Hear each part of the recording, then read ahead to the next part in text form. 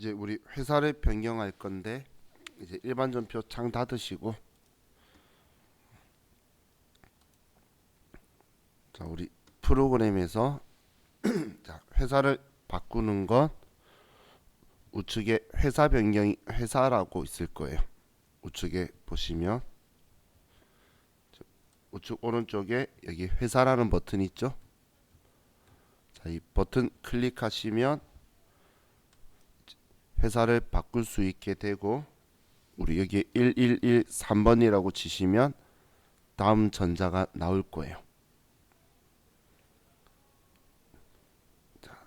이렇게 하셔서 변경 버튼 누르시면 이제 위에 상단에 1113번으로 바뀌셨으면 이제 회사가 바뀐 거고, 자 이제 이걸 보고 또 붕괴를 더 하도록 할게요. 근데 붕괴 계속 하니까 재밌죠? 제 생각인가요? 자 이제 우린 자연스럽게 이렇게 붕괴를 할 수 있도록 써봐야 돼요. 제가 어릴 때 붕괴가 처음에 전 20살, 21살 때 붕괴라는 거 처음 봤으니까 제 개인적으로는 어려웠겠죠. 근데 이제 학교에서 하는데 교수님은 뭐 이렇게 설명 안 해주고, 자산의 증가는 차변이고 거래 파요소만 알려주고 원리대로 붕괴한다라고 알려주고 끝났어요. 대학교니까. 도대체 어떻게 붕괴하는지 모르겠는데 선배가 가계부를 이걸로 써봐라고 하더라고요. 그래가지고 이제 가계부를 이걸로 써봤어요. 근데 쓸 때 좀 이상하게 쓰긴 썼는데, 대충 쓰긴 썼는데, 그 선배가 진짜 좋았던 선배인 게 어느 날 저한테 적어놓은 걸 보자 그래서 보여줬더니, 너 이걸 보고 무슨 어디에 돈 썼는지를 거꾸로 한번 적어보래. 붕괴해 놓은 것만 보고. 지금 우리가 이렇게 붕괴해 놓은 거 있죠? 이것만 보고 내가 어떤 돈을 썼는지를 거꾸로 유출을 한번 해보래요. 그래서 봤더니 다 똑같은 붕괴인 거야. 나는 그날 쓸 때는 그냥 의미가 있게 나름 썼는데 나중에 보니까 똑같은 붕괴더라고. 근데 이걸 거꾸로 생각하면서 쓰니까 그다음부터는 붕괴가 엄청 많이 늘었어요. 그다음부터는 자연스럽게 되더라고. 그 선배가 신의 한 수였어요. 때려서 마음에 안 들었는데 그거 알려준 거는 되게 좋았어요. 그래서 요즘은 잘 안 때리죠. 근데 제가 대학교 다닐 때는 선배들이 기합도 주고 막 그랬었어요. 근데 그 선배가 그래도 제 인생에는 조금 쓸모가 있었어요. 이걸 가르쳐 줬으니까.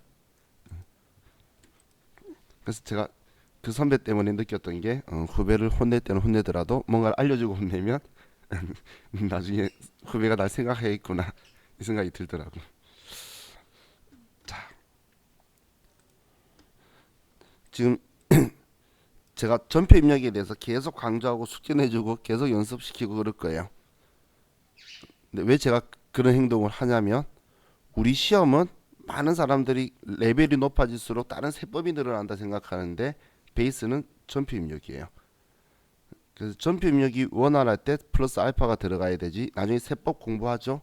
그걸 장부에 쓸 거고, 또 다른 세법 공부하면 그걸 장부에 쓸 건데, 장부 안 쓰지면 시험 문제를 점수를 못 받아가요. 그래서 전표 입력을 계속 많이 시키니까 합격률이 높은 거예요, 사실.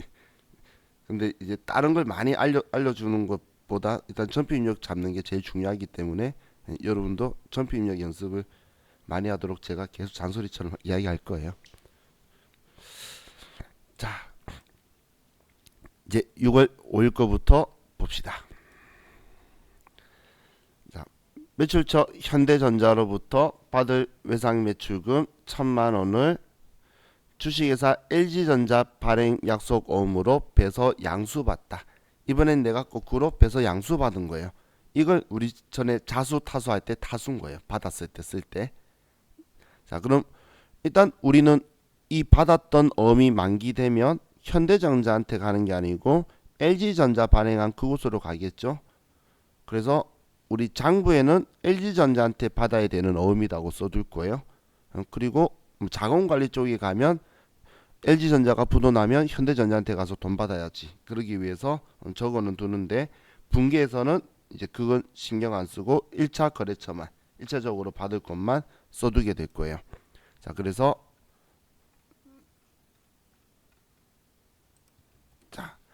우리는 먼저 매출처 현대전자로부터 받을 외상매출금이니까 외상매출금 회수하니까 지우기 위해서 대변에 외상매출금 현대전자 거를 지워주고, 다음 이번엔 우리가 어음을 받은 거죠. 그럼 어음 받았을 때는 뭐 배서 양수든 뭐든 간에 내가 발행한 어음이 아니면 일반적인 상거래냐 아니냐를 보는 거예요. 그럼 외상매출금은 일반적인 상거래에서 오는 거니까 우리는 차변에 받을 어음이라고 쓸 거고, 근데 이 어음을 LG전자한테 우리는 가서 받을 거다 이렇게 써둘 거라는 거예요. 자, 그럼 거래처만 신경 쓰면 되겠죠. 그래서 내가 발행한 거면 발행했을 때 장부에 적었던 거 지우는 건데, 내가 발행한 거 아닌 걸 받았을 때는 그냥 일반적인 상거래다 아니다를 무조건 체크하는 거예요. 자, 다음 6월 10일 자, 사채 액면 5천만 원을 액면 단가 1,000원에 대하여 9,500원에 발행하고 사채 발행비 100만 원을 제외한 나머지 금액은 당좌 예입하다. 자, 이번엔 사채를 발행했죠. 자, 사채 발행했으면 대변에 사채라고 쓰고 무조건 액면가를 쓰자라고 했어요. 그렇죠?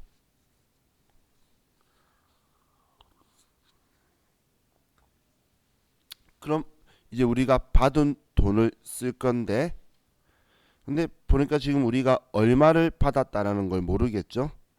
사채도 지금 액면 단가가 만 원이라는 건 쪼개져 있나 봐요. 그럼 계산을 해보면 5천만 원이 액면가인데 단가가 만 원이라는 건 얘는 그럼 우리는 5천 주라는 이야기가 되겠죠. 5천 주의 사채란 이야기예요. 그런데 이걸 우리가 지금 9,500원에 우리가 발행을 한 거예요. 그러면 5천 주를 9,500원에 하면 4,750만 원에 발행했다는 이야기죠. 4,750 어떻게 나왔는지 이해가시죠? 그런데 이 4,750만 원을 사채 발행비 100만 원을 빼고 받았다고 했으니까 4,650만 원을 받은 거예요. 지금 차감한 금액을 당좌 예입했다 했으니까, 그럼 차변에 당좌 예금에 4,650만 원이 들어오고, 그럼 차이나는 350만 원을 우리는 사채 발행하면서 액면가보다 작게 받은 이 돈을 사채 할인 발행 자금이다라고 하면 되죠. 어차피 사채 발행비도 사채 발행하면서 손해본 돈이니까 그냥 이렇게 처리하면 되겠네요.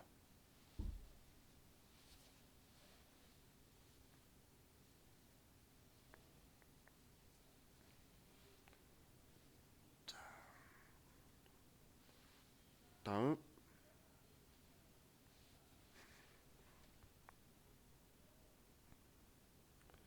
이제 6월 24일 문제 볼게요. 생산직 사원의 기술 향상 교육을 실시하고 강사료 200만 원을 지급함에 있어 소득세, 지방소득세 포함해서 8만 8천 원을 원천징수한 나머지 대금 보통예금에서 이체하여 지급하다. 자, 그럼 이번엔 뭐 어떻게든 보통예금에서 돈을 줬어요. 그럼 대변에 보통예금이 나갈 거고, 돈을 준 이유가 우리 직원들 교육시킨 거죠. 직원들 교육시키는 비용은 교육훈련비라는 계정 과목을 쓸 거고, 이 직원이 생산직 사원이니까 500번대의 교육훈련비고, 이 금액이 200만 원이라는 거예요. 자, 그럼 우리는 이 200만 원을 줄 때 우리는 과세관청이 88,000원을 떼고 나머지 191만 2천원만 주라고 한 거죠. 아이고. 그죠? 그럼 이때 원천 징수한 돈, 이걸 우리 일상생활에서 예수했다라고 한다라고 했어요. 그래서 예수금인 거예요.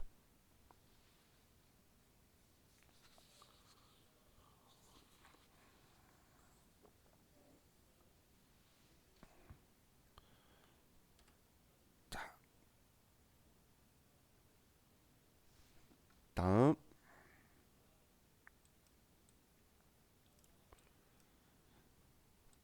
6월 29일 당사 주주로부터 제품 매장 건물 착공을 위한 부지를 무상으로 증여받았다.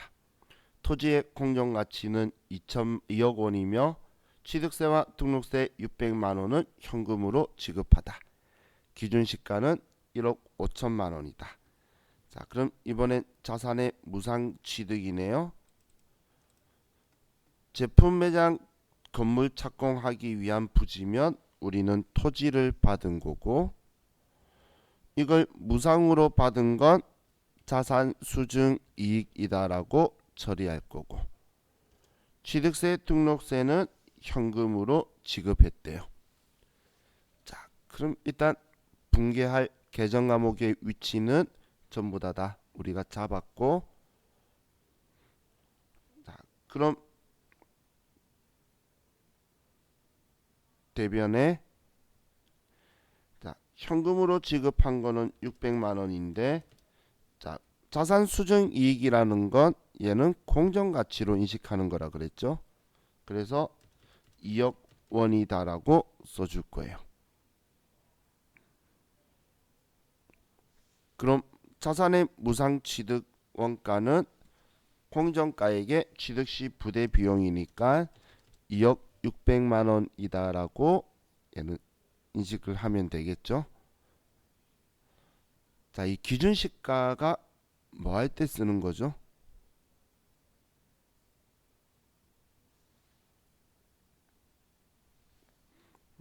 예, 기준시가는 우리 종합부동산세라든지 재산세 부과 과세 표준이에요. 그래서 5월달이나 6월달에 일부러 이런 거 좀 적어줘요. 우리 수업 내용에서는 사실 필요 없는 정보인데 5월달, 6월달에 왜 이거 주냐면 6월 1일 가지고 있는 기준으로 재산세하고 부동산세 내거든. 그래서 뉴스에 나와요, 계속.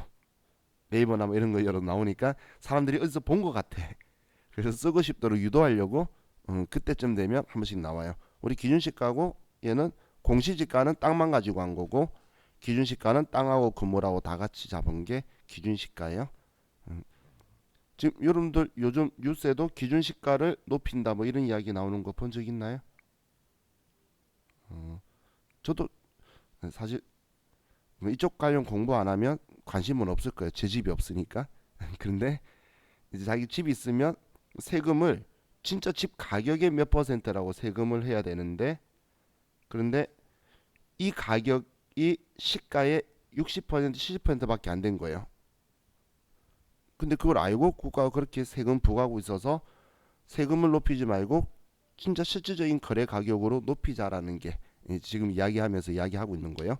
기준시가하고 공시지가를 시가에 맞춰서 높이자라는 게 요즘 뉴스에 나오는 내용이죠.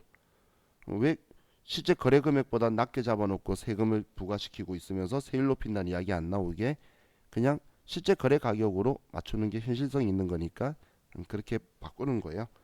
근데 있는 사람들은 이제 막 상속이나 증여할 때도 이 돈이 높아지면 세금 높아지니까 이제 싫다고 징징거리는데, 제 이야기는 아니라서 저는 올리면 좋겠어요.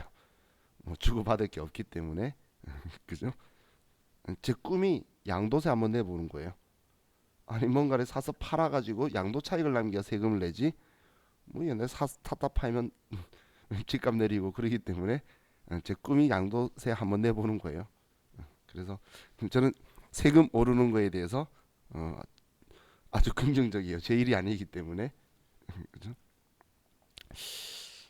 자, 우리 이번에 4개밖에 없네요. 4개만 먼저 컴퓨터에 쓰고 입력하고 또 다음 페이지 갈게요. 자, 4개 먼저 입력해 봅시다. 일반 전표에 6월달로 가서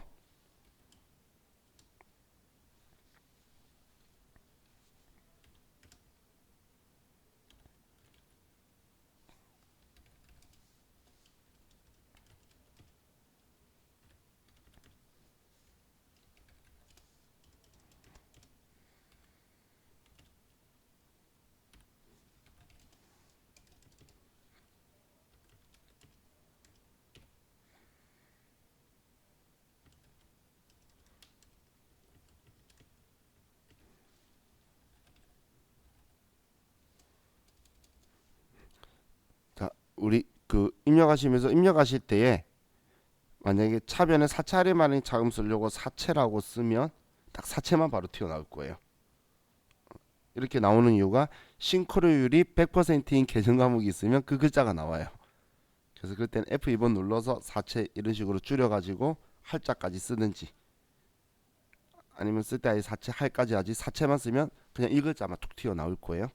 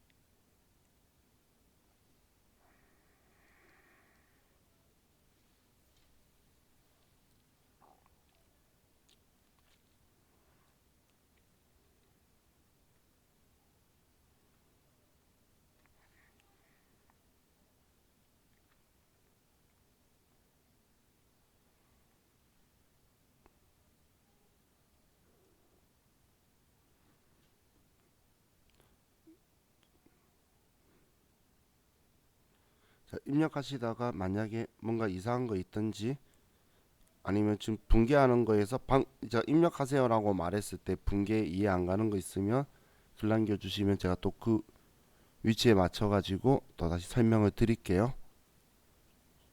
그러니까 우리 대면 수업할 때 그때도 제가 쭉 이렇게 붕괴해 놓고 입력하라고 말씀드리고 그리고 나서 방금 입력하라고 한 붕괴 중에 이해 안 가는 거 개별적으로 오가면서 설명드리는데 지금 그렇게 못하기 때문에 제가 입력하라고 말씀드렸을 때 또 질문할 거 있으면 질문하시면 돼요. 그럼 그 시간대 이해하신 분은 그냥 입력만 쭉 하시면 되는 거고 그리고 입력하는 건 완벽하게 다 쓰려고 노력 안 하셔도 돼요. 우리 계속 회사 바꿔가는 거 보이시죠? 그렇기 때문에 뭐 나중에 또 이해서 안 들어와요. 그러니까 연습용으로 하고 근데 또 집에서 여러분 이거 연습하실 거면 우리 그때 백데이터 실행하는 거 있죠? 그 백데이터 실행 파일 실행하고 나서 회사 코드 재생성을 하시면 얘가 초기화돼요. 백데이터 실행하고 나서 재생성하면 그러면 다시 입력해 볼 수도 있으니까 근데 뭐 그 밑에 아래쪽에다 계속 또 써도 상관없고 아니면 그래 초기화 시켜가지고 또 쓰셔서 연습하실 분은 하셔도 돼요. 근데 거의 많은 분들이 일반 전표에서 입력하는 거 연습할 거란 생각은 잘 안 하시고 이 분계 연습을 많이 하시니까 그래서 우리 실기 연습인데 다들 책 보면서 분계만 들여다보고 계신 걸 많이 봤어요. 그죠? 자, 근데 제 느낌인가? 우리 반은 지금 오늘 우리 딱 10일째예요. 우리 재무회계 할 때 많이 힘들어 하는데 우리 반은 그렇게 힘들어 하시지 않은 것 같아요. 제 느낌인가? 같이 안 있어서 제가 힘들어 하시는 느낌을 공감을 못 했는지 그냥 그래 하고 받아들이시고 이해하시고 실기로 넘어왔고 한 사이클 제가 도는 동안 힘들 거라고 처음에 그냥 우려스러운 이야기했었는데 우리 반은 그렇지 않게 잘 지나가셔서 대단한 것 같아요. 아니면 다들 이쪽 계열이 체질이 맞으신 건지 그죠? 반마다 그런 반들이 있어요. 체질 잘 맞는 반. 그럼 좋죠, 그죠? 자, 이제 우리 다음 페이지 35번 문제를 볼게요. 자, 6월 30일 문제는 제가 설명한 적은 없어요. 근데 이제 우리 분계 연습 오늘 다 끝내면 다음 주 월요일부터 할 거기 때문에 개정 과목 간단하게만 설명드리면 지금 이건 부가가치세 이야기예요. 그럼 이제 부가가치세도 매출세액과 매입세액이라는 게 있는데 매출세액은 내 돈이 아니고 매입세액은 내 돈이에요. 그래서 매출세액은 세무서에 내야 되는 거고 매입세액은 내가 돌려받아야 되는 건데 근데 다 내고 돌려받는 건 미련한 짓이죠. 그래서 그 두 금액을 상계해서 차이 나는 금액만큼만 매출세액이 내야 되는 돈이 많으면 세금 낼 거고 매입세액이 많아서 돌려받아야 될 게 많으면 내가 돌려받을 거예요.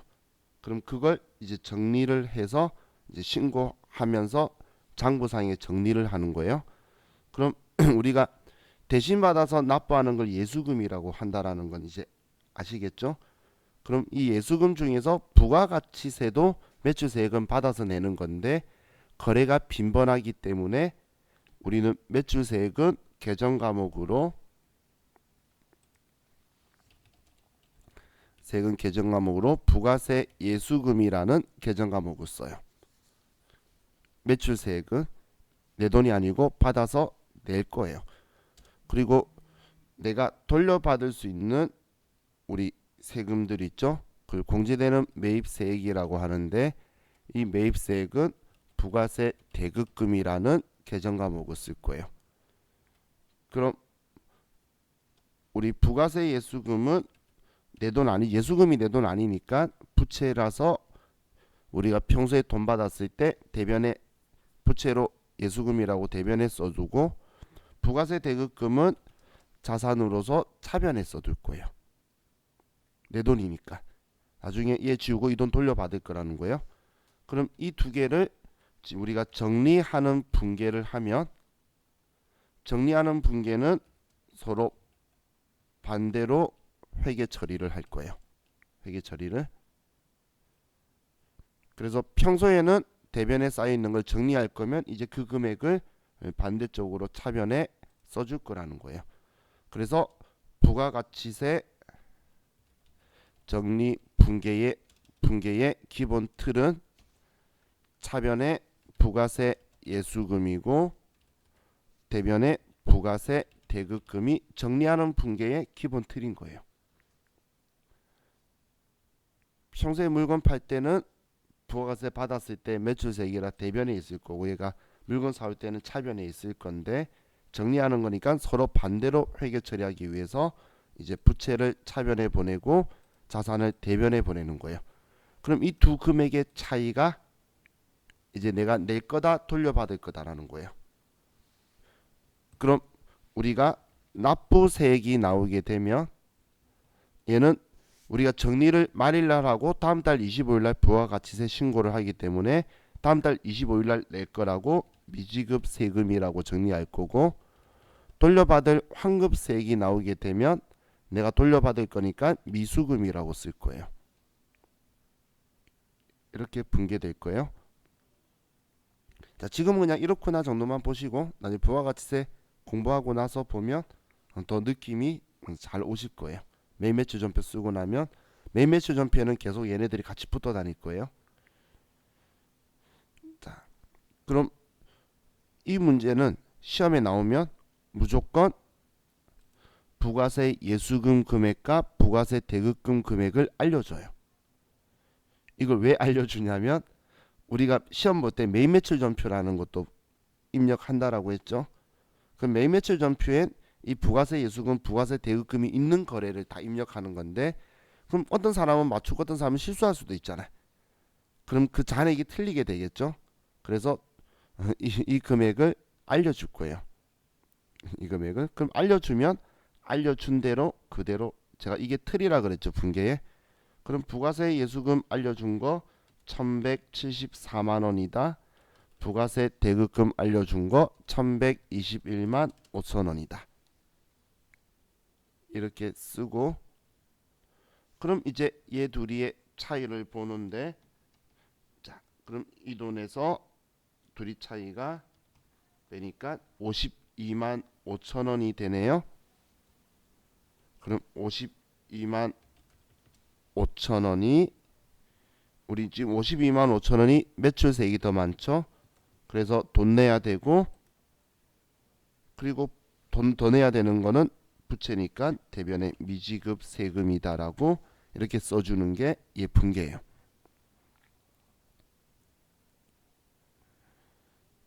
자, 지금 이 분계가 정말 여러분이 신기하게 지금 어려워야 정상이에요. 근데 얘가 이해가 잘 가고 당연하지라고 이해 가신 분은 TAT 2급 한 문제 맞추신 거예요. 그게 꼭 나오거든. TAT 2급이라는 시험하고 FAT 1급은 나오는 문제만 나와요. 이 문제 낼 거다 틀이 있어요. 여기에 이거 낼 거다, 이거 낼 거다 순서대로 딱 나와요. 나중에 보시면 깜짝 놀랄 만큼. 전산세무 2급은 그런 게 없기 때문에 뭐가 나올지 궁금한데 TAT 2급은 뭐가 나올지 알고 시험을 봐요. 그렇기 때문에 거기에 얘가 나와요. 그럼 4점이나 3점으로 나올 거니까 그럼 여러분은 아직 다른 세법도 공부 안 했는데 그 문제 한 개를 맞출 수 있는 능력이 되시는 거예요. 나중에 되면 자연스럽게 인지하실 거예요. 자, 다음 7월 1일 당사는 우리은행과 당좌 거래를 개설하고 당좌 개설 보증금 1,000만 원과 당좌 예입액 100만 원을 보통 예금에서 이체 납입하다. 당좌 개설 보증금에 대해서는 거래처를 등록할 것. 이런 말 없어도 무조건 등록에 써야 돼요. 자, 그럼 일단 우리 당좌 개설 보증금 1,000만 원, 당좌 예금의 100만 원에서 보통 예금에서 1,100만 원을 이체했다라는 거 알겠죠? 자, 그럼 대변에 보통 예금에서 1,100만 원이 나갔어요. 그리고 차변에 자, 당좌 거래 개설 보증금 개정 과목 기억나시나요? 특정 현금과 예금이다. 이 생각 잘 안 난다라고 했죠. 그리고 얘는 보증금이니까 거래처 꼭 써줘야 된다. 우리 은행에 걸었네요. 얘는 1,000만 원이고 100만 원은 우리는 당좌 예금으로 돈 들어왔다. 이렇게 하면 되겠죠.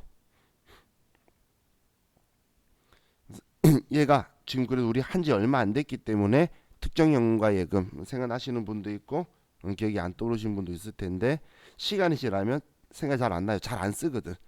너무 딱 이때만 쓰다 보니까 그래서 개정 과목 돌발 지문 형식으로 한 번씩 등장을 해요. 근데 잘 찾았는데 거래처 안 써서 틀리면 정말 안타까우니까 우리 마음속엔 이렇게 생각하세요. 보증금에는 무조건 거래처 쓴다. 우리 임차 보증금, 임대 보증금, 당좌 거래 개설 보증금, 보증금에는 무조건 거래처 쓴다. 이렇게 생각을 해두세요. 보증금이라는 건 내 돈을 딴 사람 가지고 있거나 딴 사람 돈을 내가 가지고 있는 것 테니까 거래처 꼭 쓸 수밖에 없겠죠.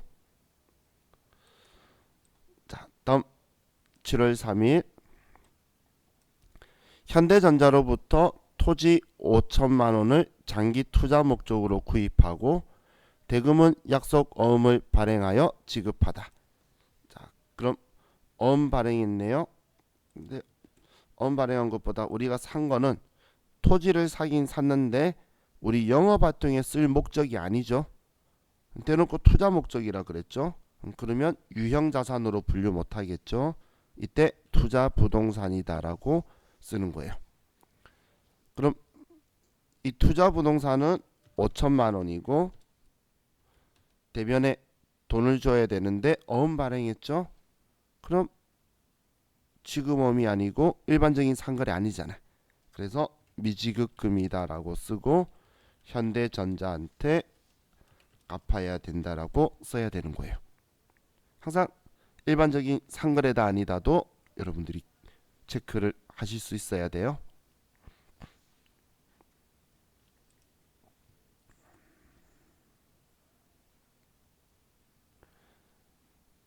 자, 다음 7월 11일 원재료를 보관하던 창고에서 화재가 발생하여 400만 원의 원재료가 소실되었다. 원재료에 대해서는 타개정 대체 적용 선택하면 엄청 친절하네. 시험에 이런 친절함이 없어요. 자, 그리고 당사는 화재보험에 가입하지 않고 있다. 그냥 재해 손실만 처리하라는 거예요. 그럼 우리는 원재료 없어진 만큼 대변에 지워줘야 되니까 원재료다. 그리고 제가 타개정 대체 적용 8번 이렇게 표현할 거라 그랬죠. 그리고 금액은 400만 원. 자, 그리고 차변에 우리는 재해 손실이다라고 처리하면 되겠네요.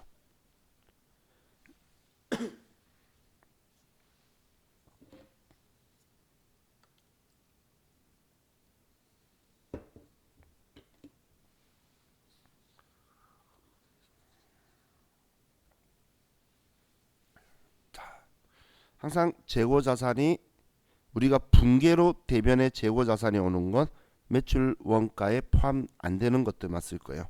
포함시키는 건 컴퓨터가 붕괴해 줄 거거든. 그래서 대변의 원재료, 제공품, 제품, 상품을 내가 대변에 그 글자로 그대로 쓰면 무조건 타개정으로 대체 적용 8번을 써야 된다라고 기억을 해두세요.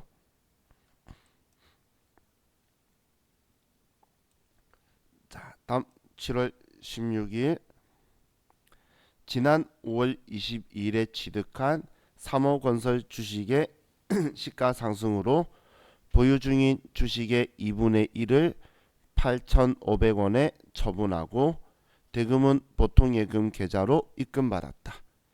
자, 그럼 우리는 5월 22일 날 취득한 주식을 보면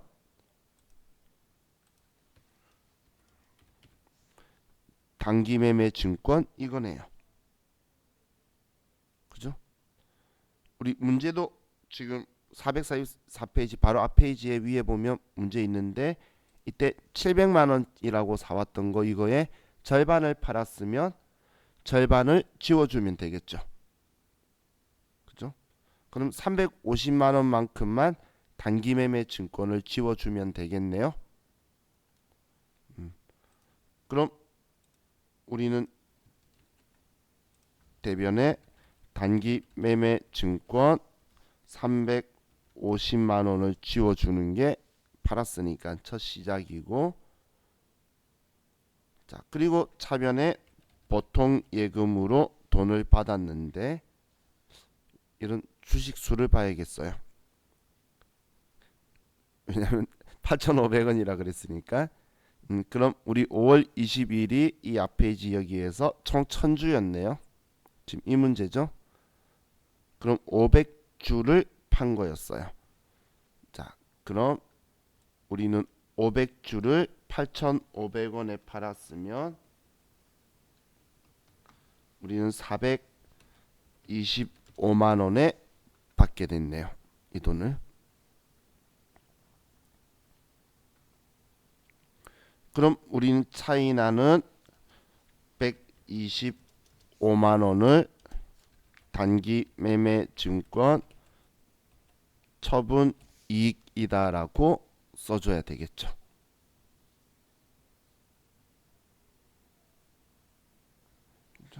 단기 매매 증권을 처분해서 이익 봤다.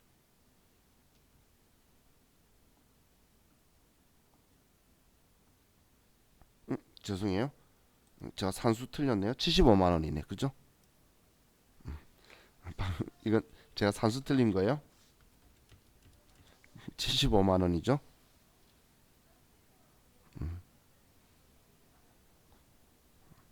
좀 큰일 났어. 산수도 잘 안 되고 이러면 안 되는데.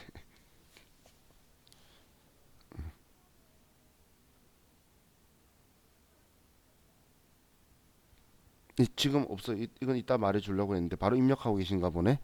단기 매매 처분 증권 처분 이익은 우리 그 시험 때는 만들어 놓고 있는데, 그런데 지금 얘는 안 만들어 뒀나 봐요. 그럼 안 만들어 뒀으면 단기 투자 자산 처분 이익으로 쓰면 돼요. 예, 같은 계정 과목이에요. 근데 시험 때는 단기 매매 증권 처분 이익이 있기 때문에 이제 이걸로 공부를 하시고 지금 우리 백데이터에는 얘를 안 만들어 뒀어요. 수정해둬요. 같은 번호인데 글자를 수정하는데 얘가 수정을 안 해둔 거예요.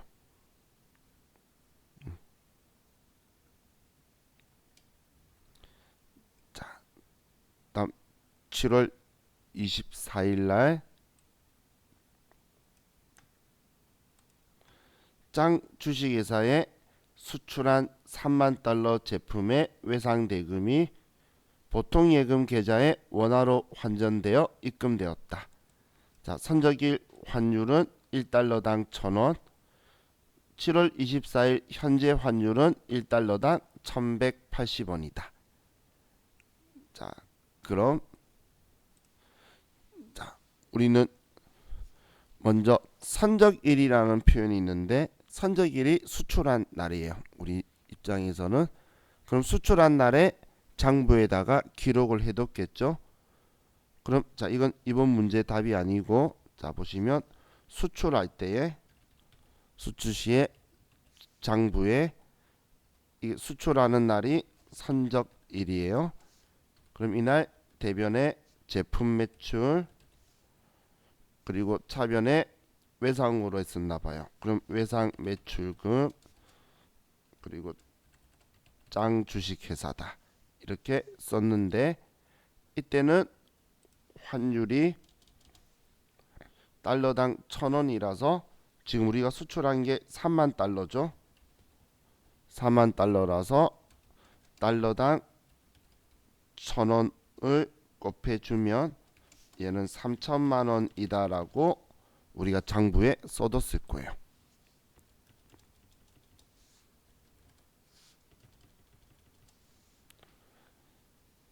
자, 그럼 이렇게 수출할 때 이렇게 적혀 있는 걸 이제 우리는 지금 이제 보통 예금으로 7월 24일 날 3월 22일 날 수출한 거고 그때 이렇게 썼다는 거고 지금 이제 7월 24일 날 이 돈이 들어왔다라는 거예요. 그럼 돈이 들어왔으면 우리 지금 보통 예금으로 들어왔으니까 차변에 보통 예금이다. 그리고 대변에 이제 외상 매출금을 회수한 거니까 짱 주식회사 거 회수했다라고 쓸 건데 그럼 우리는 장부에 3천만 원이다라고 적어뒀죠. 이걸 받았으니까 3천만 원이다 적었던 걸 지워주는 게 먼저고 근데 오늘 우리가 받은 거는 3만 달러를 받았는데 오늘 돈 들어올 때 환율이 1180원이라는 거예요. 달러당. 그러면 1180원에 3만 달러를 하면 3,540만 원이 되네요. 그럼 오늘 우리가 3만 달러 받아서 환가한 돈은 3,540만 원이 들어왔다는 거예요. 자, 그럼 우리는 차이 나는 이 돈 540만 원은 지금 외화 때문에 이익을 본 거죠. 그래서 이때는 우리는 외환차익이라는 계정 과목을 쓸 거예요. 환산 말고 외환차익으로 쓸 거예요. 외화가 아니에요. 외환이에요. 외환 바로 들어갈 때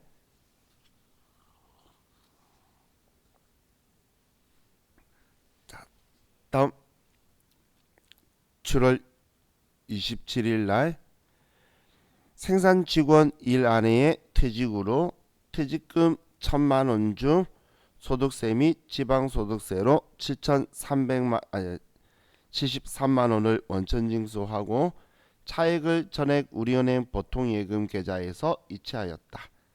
자, 이번에도 친절하게 퇴직급여 충당부채 계정 잔액을 조회하여 처리할 것. 자, 이런 말 없어도 직원이 퇴사하게 되면 퇴직급여 충당부채 잔액을 확인하는 거예요. 자, 그럼 지금 일단 직원이 1,000만 원의 퇴직금이 발생했는데 자, 우리 프로그램에서 잔액 조회는 합계 잔액 시산표 여기에서 잔액 조회를 할게요. 그럼 여기 합계잔액 시산표로 들어가서 우측에 자, 오늘 직원이 그만둔 날짜가 7월 27일 이 날짜를 쓰고 자, 퇴직급여 충당 부채를 아래로 내려서 찾으시면 제일 좋고 못 찾으면 컨트롤 누른 상태에서 F를 누르고 퇴직이라고 치시면 바로 퇴직급여 충당 부채로 갈 거예요. 그럼 우리가 필요한 정보는 이 퇴직급여 충당 부채의 잔액 이 금액을 볼 건데 대변에 1억 원이 쌓여 있네요. 1,000만 원 줄 건데 1억 원이 있으면 그냥 1,000만 원 다 퇴직급여 충당 부채에서 끌었으면 되겠죠. 그래서 자, 차변에 이번엔 퇴직급여 충당 부채 1,000만 원을 끌어쓰고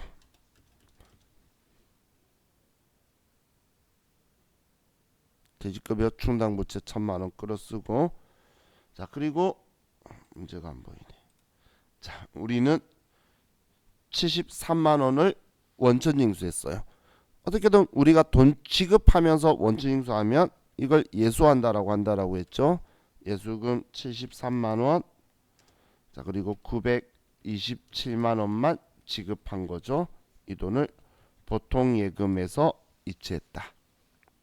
이렇게 하면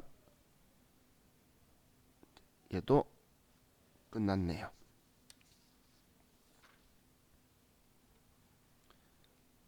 자, 그럼 이제 또 여기까지 우리 분계 7개 컴퓨터에 입력합시다.